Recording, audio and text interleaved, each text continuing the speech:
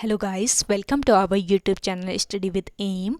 आज मैं आप सभी के लिए काफ़ी इंपॉर्टेंट वीडियो लेके आई हूँ। तो देखिए, आगामी फॉरेस्ट गार्ड के एग्ज़ाम के रिगार्डिंग हमारे द्वारा forest guard special mock series start की गई है, जिसका पार्ट 28 आज मैं आप सभी के लिए लेके आई हूँ। ये जो मॉक सीरीज़ है ये आपको डेली प्रोवाइड कराई जा रही है, जो कि आपके आगामी फॉरेस्ट गार्ड के एग्ज़ाम के लिए इंपॉर्टेंट है। साथ ही साथ अदर उत्तराखंड एग्ज़ाम के लिए भी ये मॉक सीरीज़ इंपॉर्टेंट रहने वाली है। तो आप सभी लोग हमारी इस सीरीज़ में स्टार्टिंग से लेकर एंड तक बने रहें। इस सीरीज़ में हमारे द्वारा करंट के क्वेश्चंस भी इंक्लूड किए गए हैं, ताकि करंट अफेयर्स भी आपके इसी मॉक सीरीज़ से ही कवर हो जाएं। तो चलिए आज के इस मॉक सीरीज़ को स्टार्ट करते हैं। स्टार्ट करने से पहले जिन लोगों ने अभी तक हमारे YouTube channel study with M को सब्सक्राइब नहीं किया है वो सब्सक्राइब कर लें। साथ ही साथ बगल में जो बेल आइकन दिख रहा है इसे भी प्रेस कर लें, ताकि हम कोई भी वीडियो डालते हैं तो उसका नोटिफिकेशन आपके पास जल्द से जल्द पहुंच जाए। आप सभी लोग हमारे टेलीग्राम चैनल को भी ज्वाइन कर सकते हैं। अराउंड 6.5 के यहाँ पे ग्रुप मेंबर्स हो चुके हैं। सुबह 10 बजे और शाम 8 बजे यहाँ पे क्विज का आयोजन भी कराया जाता है। इसके अलावा अदर इम्पॉर्टेंट अपडेट्स पीडीएफ्स यहीं पे शेयर की जाती हैं। लिंक आपको इसका डिस्क्रिप्शन बॉक्स में मिल जाएगा। बढ़ते हैं आज की वीडियो की ओर। इस सीरीज का पहला क्वेश्चन है, 8वें अंतर्राष्ट्रीय योग दिवस की थीम क्या घोषित की गई है। देखिए, 8वें अंतर्राष्ट्रीय योग दिवस जो है इसकी थीम घोषित की गई है योग फॉर ह्यूमैनिटी। ऑप्शन फर्स्ट इस क्वेश्चन का करेक्ट आंसर है। देखिए, हाल ही में आयुष मंत्रालय ने घोषणा की है कि अंतर्राष्ट्रीय योग दिवस के 8वें संस्करण को मानवता के लिए योग यानी कि योग फॉर ह्यूमैनिटी थीम के साथ मनाया जाएगा। और 8वां अंतर्राष्ट्रीय योग दिवस 2022 21 जून 2022 को भारत तथा संपूर्ण विश्व में आयोजित होने जा रहा है। और अंतर्राष्ट्रीय योग दिवस प्रतिवर्ष 21 जून को मनाया जाता है। ध्यान दीजिएगा, इंपॉर्टेंट पॉइंट है। अंतर्राष्ट्रीय योग दिवस जो है ये प्रतिवर्ष 21 जून को मनाया जाता है। यह दिन वर्ष का सबसे लंबा दिन होता है और योग भी मनुष्य को दीर्घायु बनाता है। तो इसीलिए इस दिन अंतर्राष्ट्रीय योग दिवस मनाया जाता है। और पहली बार यह दिवस कब मनाया गया? पहली बार यह दिवस 21 जून 2015 को मनाया गया, जिसकी पहल भारत के प्रधानमंत्री श्रीमान नरेंद्र मोदी ने 27 सितंबर 2014 को संयुक्त राष्ट्र महासभा में अपने भाषण में की थी। नेक्स्ट क्वेश्चन है,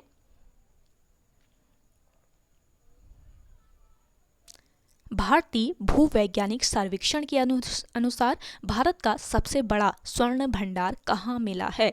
तो देखिए, इंपॉर्टेंट क्वेश्चन है। भारतीय भूवैज्ञानिक सर्वेक्षण के अनुसार भारत का सबसे बड़ा स्वर्ण भंडार कहाँ पर बिहार राज्य में मिला है। ऑप्शन फर्स्ट इस क्वेश्चन का करेक्ट आंसर है। देखिए, भारतीय भूवैज्ञानिक सर्वेक्षण के एक सर्वेक्षण में कहा गया है कि बिहार के जमुई जिले में 27.6 टन खनिज युक्त अयस्क सहित लगभग 222.88 मिलियन टन का सोने का भंडार मौजूद है। और देखिए, भारतीय भूवैज्ञानिक सर्वेक्षण की बात करें तो भारतीय भूवैज्ञानिक सर्वेक्षण भारत सरकार के खान मंत्रालय के अधीन कार्यरत एक संगठन है। और इसकी स्थापना कब की गई? वर्ष 1851 ईस्वी में इसकी स्थापना की गई थी। और इसका कार्य भूवैज्ञानिक सर्वेक्षण और अध्ययन करना है।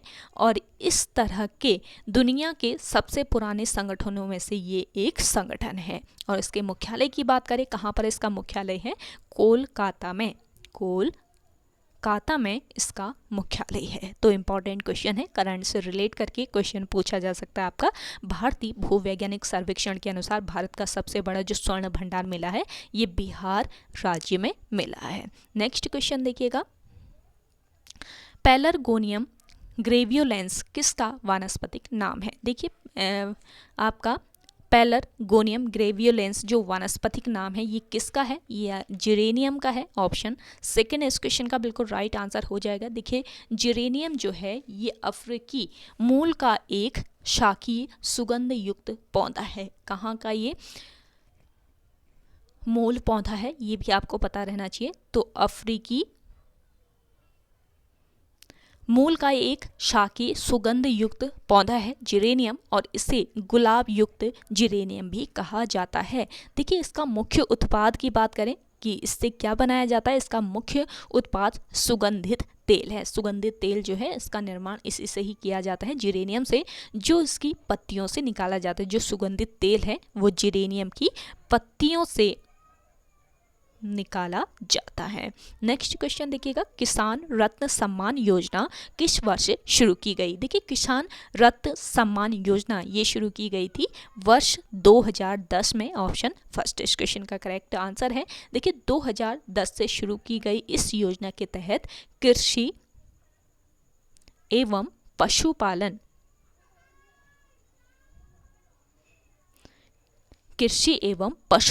क्षेत्र में उत्कृष्ट प्रदर्शन करने वाले चयनित किसानों को सम्मानित किया जाता है। और इस सम्मान जो योजना है, किसान रत्न सम्मान जो योजना है, इसकी शुरुआत की गई थी वर्ष 2010 में। नेक्स्ट क्वेश्चन देखिए, विश्वेश्वर दत्त शकलानी को इंदिरा प्रियदर्शनी वृक्ष मित्र पुरस्कार कब मिला? देखिए इंपॉर्टेंट क्वेश्चन है। विश्वेश्वर दत्त शकलानी जो है इनको इंदिरा प्रियदर्शनी वृक्ष मित्र पुरस्कार से सम्मानित किया गया है, और ये किस वर्ष किया गया है इन्हें?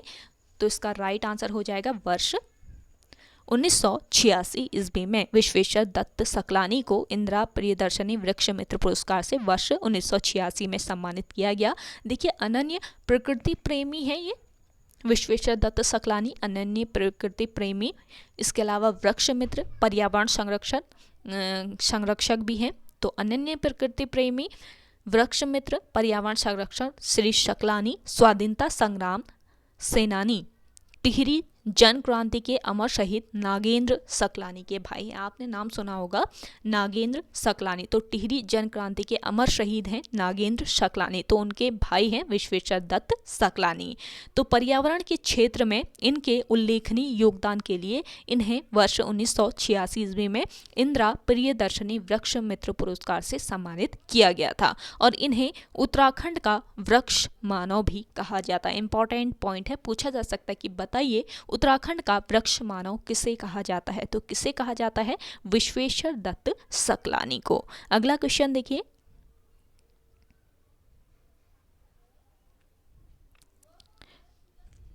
गणगौर भारत के किस राज्य का प्रसिद्ध त्योहार है? देखिए इंपॉर्टेंट क्वेश्चन है।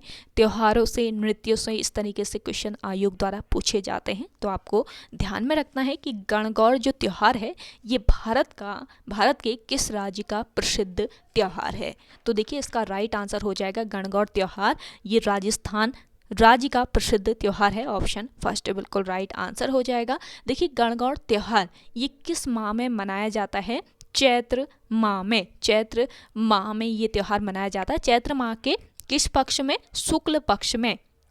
चैत्र माह के शुक्ल पक्ष में यह त्योहार मनाया जाता है राजस्थान राज्य में, और इस त्योहार के अवसर पर विवाहित जो महिलाएं होती है वो शिव पार्वती की पूजा करती हैं। नेक्स्ट क्वेश्चन है,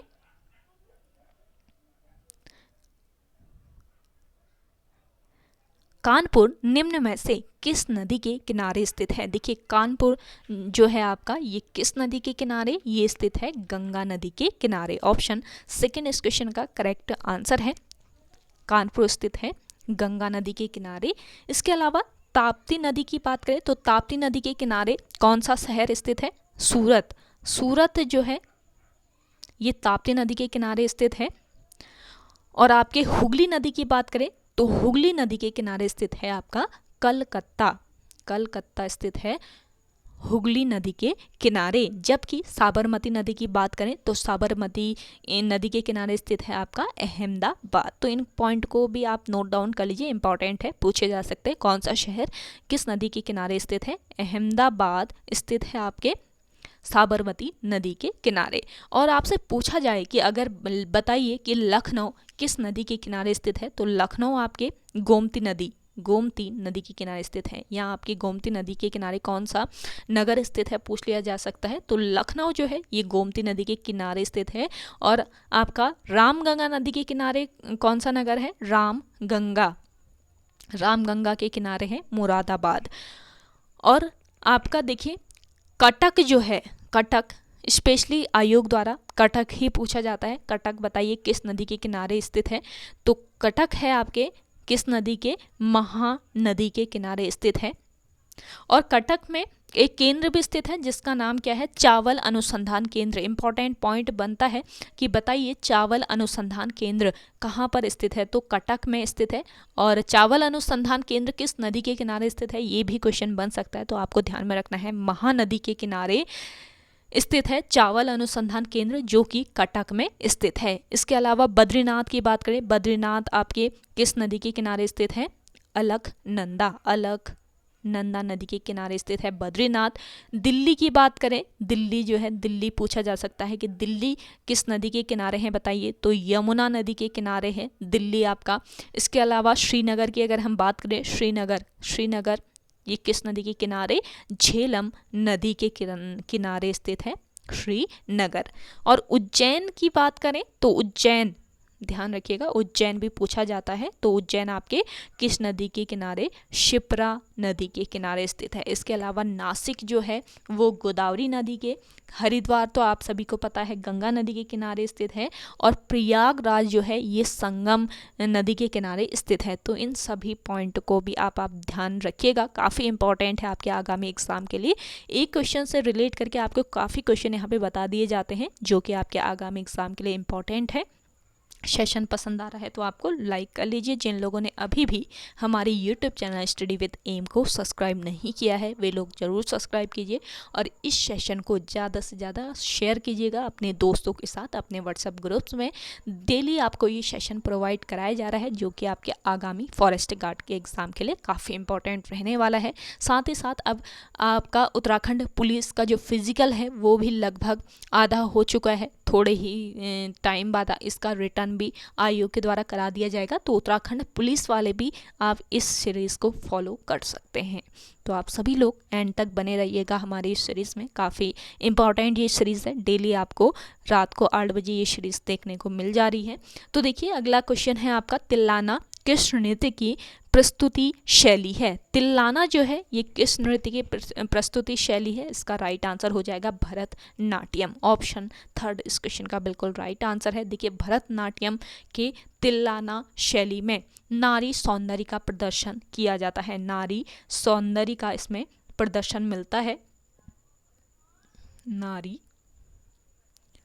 सौंदर्य का इसमें प्रदर्शन किया जाता है इस नृत्य में, इस शैली में, भरतनाट्यम के तिल्लाना शैली में। और भरतनाट्यम जो है ये प्राचीन नृत्यों में से एक है। भरतनाट्यम जो है ये किस राज्य का प्रमुख शास्त्रीय नृत्य है पूछा जा सकता है, तो तमिलनाडु, ध्यान रखिएगा तमिलनाडु का शास्त्रीय नृत्य है भरतनाट्यम। और बात करें कथक की, तो कथक मूलतः उत्तर भारत का शास्त्रीय नृत्य है। ओडिशी की बात करें तो ओडिशी किस राज्य का, ये ओडिशा राज्य का प्राचीन नृत्य है और यह पूर्णतः आराधना का नृत्य है। और कुचिपुड़ी की बात करें तो कुचिपुड़ी ये किस राज्य का नृत्य है, कुचिपुड़ी संबंधित है आंध्र प्रदेश राज्य से, आंध्र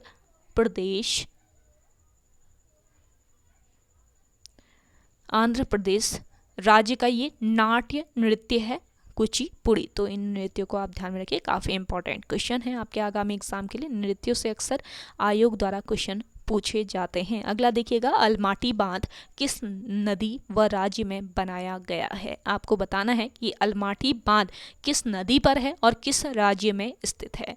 तो इस क्वेश्चन का राइट आंसर हो जाएगा कृष्णा नदी में स्थित है। देखिए अलमाटी बांध, और किस राज्य में, कर्नाटका राज्य में ये स्थित है, तो ऑप्शन 1 बिल्कुल राइट आंसर है।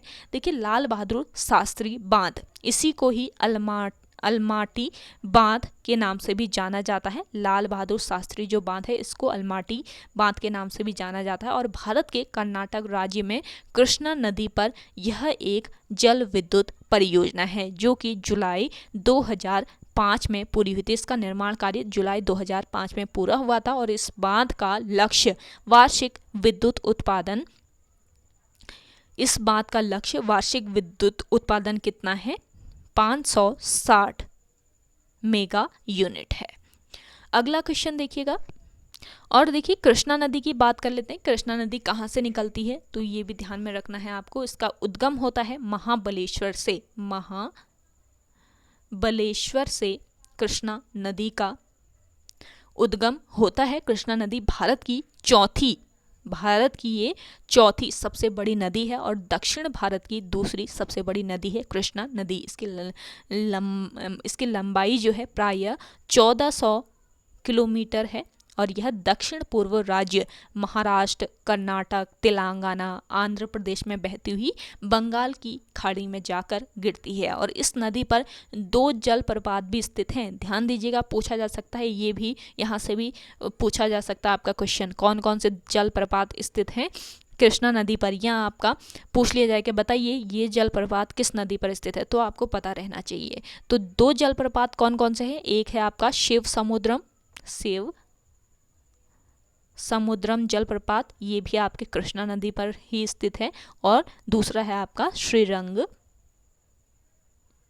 श्रीरंगपट्टनम जलप्रपात भी आपके कृष्णा नदी पर ही स्थित है। शिव समुद्रम जलप्रपात ये किस राज्य में लोकेटेड है, आप कमेंट सेक्शन में कमेंट करके बताइएगा। ज़्यादा से ज़्यादा लोग कमेंट कीजिए कमेंट सेक्शन में।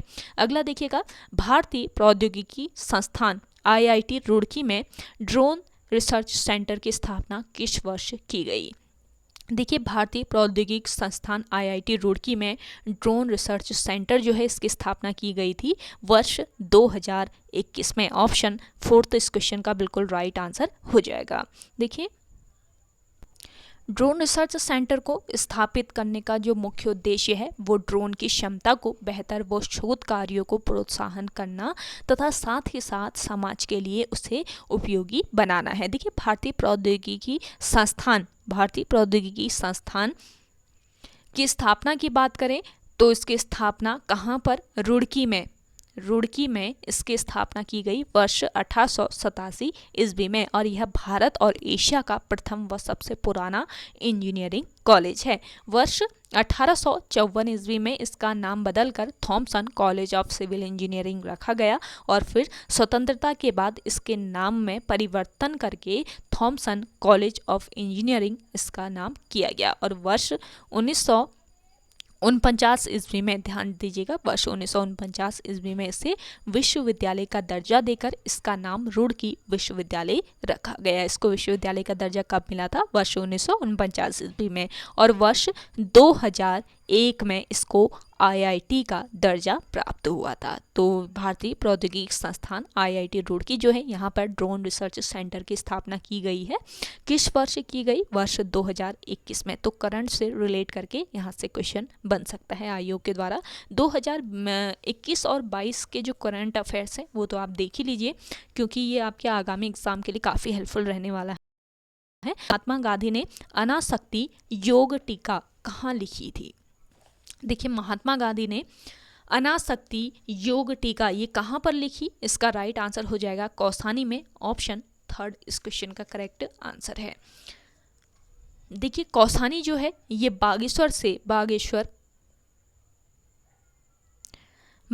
जनपद से ये 39 किलोमीटर पश्चिम में कोसी और गरुड़ नदियों के बीच पिंगनाथ पहाड़ी पर बसा है। किस नदी के किनारे बसा हुआ है, किस नदी के संगम पर, कोसी और गरुड़ नदियों के बीच स्थित है पिंगनाथ पहाड़ी पर। ध्यान दीजिएगा पिंगनाथ पहाड़ी पर ये स्थित है। और कौसानी का पुराना नाम की बात करें तो इसका पुराना नाम क्या था, बलना इसका पुराना नाम था। कहा जाता है कि कौशिक मुनि की तप स्थली होने के कारण इसका नाम कौशानी पड़ा था। और देखिए वर्ष 1929 ईस्वी में महात्मा गांधी कौशानी आए और इन्होंने 12 दिनों तक यहाँ पर ही प्रवास किया, यहीं पर रुके थे 12 दिनों तक। और यहीं पर इन्होंने यंग इंडिया के अपने एक लेख में कौसानी को भारत का स्विट्जरलैंड कहा था। और गांधी ने जिस स्थान पर प्रवास किया उसे अनासक्ति आश्रम नाम दे दिया गया है। ये ध्यान रखेंगे, जहाँ पर गांधी जी ने प्रवास किया था उसे अनासक्ति आश्रम नाम दे दिया गया है, उसे अनासक्ति आश्रम के नाम से जाना जाता है, क्योंकि यहीं पर उन्होंने गीता का अनासक्ति योग जो टीका है वो लिखी थी। अनासक्ति योग टीका यहीं इसी आश्रम में लिखी थी, इसलिए उसका नाम अनासक्ति आश्रम ही रख दिया गया है। ये पॉइंट ध्यान रखेंगे, काफ़ी इंपॉर्टेंट पॉइंट है। अगला देखिएगा, गणदेश सेवा संघ का जो नाम है वो बदल कर क्या रखा गया है, ये बताना है आपको। जिन लोगों का आंसर आ रहा है कमेंट सेक्शन में आप कमेंट कर सकते हैं। सेशन पसंद आ रहा है आपको तो लाइक कर लीजिए। जिन लोगों ने अभी भी हमारे YouTube channel study with M को सब्सक्राइब नहीं किया है वो सब्सक्राइब कर लीजिए और इस सेशन को ज़्यादा से ज़्यादा लोगों तक पहुंचाइएगा। काफ़ी आप सपोर्ट कर रहे हैं स्टडी विद एम को, आगे भी आप सभी से रिक्वेस्ट रहेगा ज़्यादा से ज़्यादा लोगों तक इस सेशन को आप सभी लोग पहुँचाइएगा। और देखिए, कुछ लोग जो है वो नेगेटिव कमेंट करते हैं, इवन नेगेटिव जो थिंकिंग है वो लोग रख रहे हैं। तो आप सभी से रिक्वेस्ट रहेगा कि नेगेटिव थिंकिंग के साथ अगर आप पढ़ाई करते हैं तो वो किसी काम की नहीं है।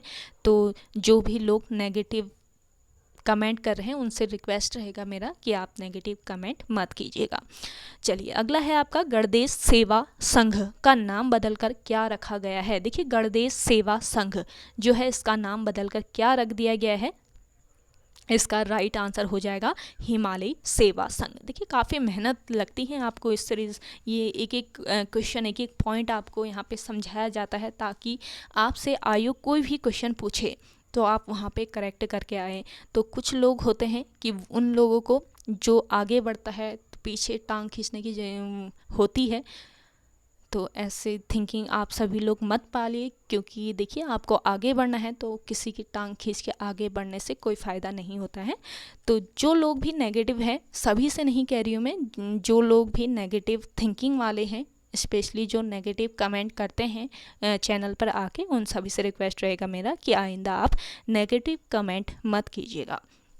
देखिए, गणदेश सेवा संघ का नाम बदलकर रख दिया गया है हिमालय सेवा संघ।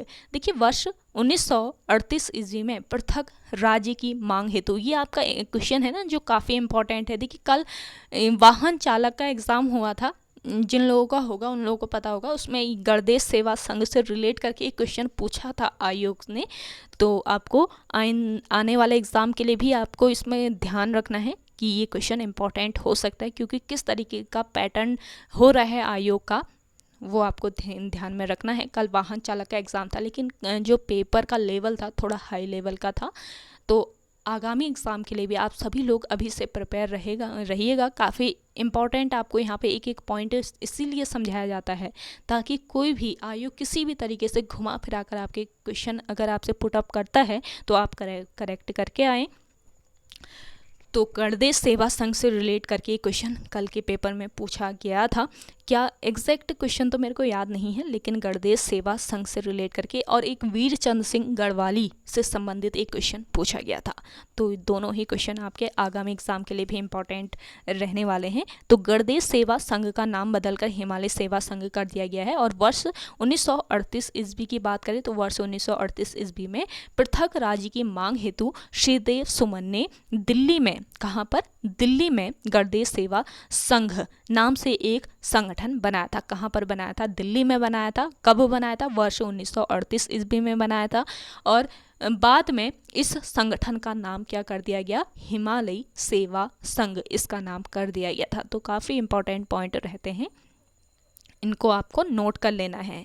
आप नोट्स भी बनाते रहिए साथ साथ में, इसलिए मैंने थोड़ा सा सेपरेट करके आपको उत्तराखंड एक साथ सेपरेट करके और आपके जीके जीएस वाले जो पोर्शन के क्वेश्चन हैं तो वो थोड़ा सेपरेट करके दिए हैं ताकि आपको नोट्स बनाने में कोई भी प्रॉब्लम ना हो। तो देखिए, अगला है आपका उत्तराखंड युवा परिषद का जो गठन है वो कब किया गया है, ये बताना है। उत्तराखंड युवा परिषद, इसका गठन किया गया है किस वर्ष?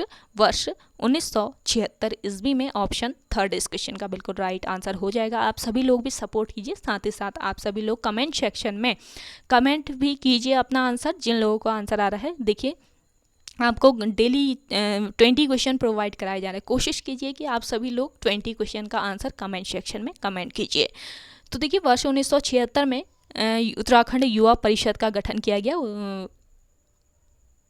और इस परिषद के सदस्यों ने व्यापक रूप से आंदोलन चलाया था। वर्ष 1976 ईस्वी में उत्तराखंड युवा परिषद का गठन किया गया और परिषद के सदस्यों ने व्यापक रूप से आंदोलन चलाया था और वर्ष 1978 में इसके सदस्यों ने संसद का घेराव करने की भी कोशिश की थी और गिरफ्तारियां भी दी थी। इस परिषद का गठन पृथक राज्य हेतु किया गया था। क्यों किया गया था, रीजन आपको पता रहना चाहिए। पृथक उत्तराखंड राज्य की मांग के लिए इस परिषद का गठन किया गया था, उत्तराखंड युवा परिषद का। अगला क्वेश्चन है, थोड़े से उपकरणों की सहायता से प्रकाश मिति पर शोध करने वाले वैज्ञानिक थे। देखिए, थोड़े से उपकरणों की सहायता से प्रकाश मिति पर किस वैज्ञानिक ने शोध किया था, ये बताना है। तो ये वैज्ञानिक थे देवीदत्त पंत। ऑप्शन सेकंड इस क्वेश्चन का बिल्कुल राइट आंसर हो जाएगा। देखिए, देवीदत्त पंत, इनका जन्म वर्ष 1919 ईस्वी में पिथौरागढ़ जिले के दयोराड़ी गांव में हुआ था। जो देवीदत्त पंत हैं, इनका जन्म वर्ष 1919 में पिथौरागढ़ जिले के दयोराड़ी गांव में हुआ था और इन्होंने देवा सिंह बिष्ट राजकीय कॉलेज नैनीताल में फोटोफिजिस्ट प्रयोगशाला की स्थापना की थी। इंपॉर्टेंट पॉइंट है, नैनीताल में फोटोफिजिस्ट प्रयोगशाला की स्थापना किसने की थी, पूछा जा सकता है। तो ये कौन थे, देवीदत्त पंत थे जिन्होंने की थी और इन्होंने थोड़े से उपकरण की सहायता से प्रकाश मिति से संबंधित शोध कार्य प्रारंभ किया और इस प्रयोगशाला की सबसे बड़ी व पहली सफलता थी ये आपको ध्यान में रखना है। इस प्रयोगशाला की सबसे बड़ी व पहली सफलता थी फ्रोजन यूरेनल सॉल्ट के जटिल स्पेक्ट्रा के लिए उत्तरदायी वर्ग की पहचान करना। सबसे बड़ी सफलता क्या थी कि फ्रोजन यूरेनल सॉल्ट के जटिल स्पेक्ट्रा के लिए उत्तरदायी वर्ग की पहचान करना इस प्रयोगशाला की सबसे बड़ी और पहली सफलता थी। और वर्ष 1973 ईस्वी में ये कुमाऊं विश्वविद्यालय के संस्थापक कुलपति नियुक्त हुए। कौन, देवीदत्त पंत। अगला क्वेश्चन है, राज्य की सबसे पुरानी सूती वस्त्र मिल कहाँ स्थित है। देखिए, राज्य की सबसे पुरानी जो सूती वस्त्र मिल है ये कहाँ पर स्थित है, ये इसका राइट आंसर हो जाएगा काशीपुर में। ऑप्शन फर्स्ट इस क्वेश्चन का करेक्ट आंसर है। देखिए, काशीपुर को काशीनाथ अधिकारी ने बसाया था। किसने बसाया था, काशीनाथ नामक अधिकारी ने इसको बसाया था काशीपुर को। और ऐसा माना जाता है कि यहाँ स्थित जो द्रोण सागर है वो पांडवों ने बनाया था और इस द्रोण सागर के पास उज्जैन नामक एक किला है। ध्यान रखिएगा, उज्जैन नाम का जो किला है वो कहाँ पर स्थित है, ये भी पूछा जा सकता है आयोग के द्वारा। तो काशीपुर में ही ये स्थित है और यहाँ पर कत्यूरी चंद राजाओं द्वारा निर्मित 3 गढ़ हैं। यहाँ पर कत्यूरी और चंद राजाओं के द्वारा 3 गढ़ भी निर्मित किए गए हैं, जो कि रामपुर, लक्ष्मणपुर व चैतान कहलाते हैं। ध्यान दीजिएगा, ये क्या कहलाते हैं, एक तो रामपुर कहलाता है, दूसरा लक्ष्मणपुर और तीसरा चैतान कहलाता है। और वर्ष 1872 ईस्वी में इसे नगर क्षेत्र बनाया गया। किसको, काशीपुर को। तो एक एक पॉइंट आपको नोट कर लेना है। अगला देखिएगा, सेल्कू मेला का आयोजन किस जनपद में होता है। देखिए, सेल्कू जो मेला है ये आपके किस जनपद में लगता है, इसका राइट आंसर हो जाएगा उत्तरकाशी जनपद में। ऑप्शन फर्स्ट इस क्वेश्चन का करेक्ट आंसर है। सेल्कू मेला प्रति वर्ष 5 से लेकर 10 सितंबर के बीच सीमांत जनपद उत्तरकाशी में गढ़वाल की लोक कला एवं राज्य सरकार की जनोपयोगी नीतियों पर आधारित मेले का आयोजन किया जाता है। अगला क्वेश्चन है आपका, मीलम हिमनद की लंबाई कितनी है। देखिए, मीलम हिमनद ये किस जनपद में स्थित है, आपका पिथौरागढ़ जनपद में स्थित है मीलम हिमनद। तो पिथौरागढ़ नगर से लगभग 200 किलोमीटर उत्तर में मुंशियारी तहसील में ये स्थित है और इस ग्लेशियर की लंबाई कितनी है, 16 किलोमीटर इसकी लंबाई है। ऑप्शन थर्ड इस क्वेश्चन का बिल्कुल राइट आंसर हो जाएगा। देखिए, शुद्ध रूप से कुमाऊं मंडल का यह सबसे बड़ा ग्लेशियर है मीलम ग्लेशियर और इस ग्लेशियर से पिंडर की जो सहायक नदी है, पिंडर की सहायक नदी जो है गोरी गंगा इस हिमनद से निकलती है। गोरी गंगा नदी का उद्गम होता है कहाँ से?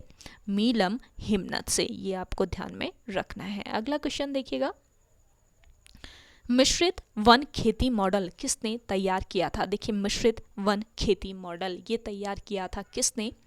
इसका राइट आंसर हो जाएगा जगत सिंह चौधरी ने। ऑप्शन फर्स्ट इस क्वेश्चन का करेक्ट आंसर है। देखिए, कोटमल्ला रुद्रप्रयाग के निवासी हैं जगत सिंह चौधरी। रुद्रप्रयाग के कोटमल्ला के निवासी हैं। तो कोटमल्ला रुद्रप्रयाग निवासी जगत सिंह चौधरी ने विगत 30 वर्षों की मेहनत से मिश्रित वन खेती का मॉडल तैयार किया है और उनका मानना है कि उत्तराखंड हिमालय सहित संपूर्ण देश ही नहीं बल्कि विश्व के लिए मिश्रित वन खेती को अपनाया जाना पारिस्थितिकी संतुलन, पर्यावरण संरक्षण, जल संरक्षण के साथ साथ सतत आर्थिक विकास के लिए महत्वपूर्ण हो सकता है। और उनके इस सफल प्रयास के लिए इन्हें वर्ष 2006 में, कब? वर्ष 2006 में आर्यभट्ट सम्मान से सम्मानित किया गया। अगला क्वेश्चन है, केंद्रीय रेल विद्युतीकरण संगठन का मुख्यालय कहाँ स्थित है? देखिए, इंपॉर्टेंट क्वेश्चन है।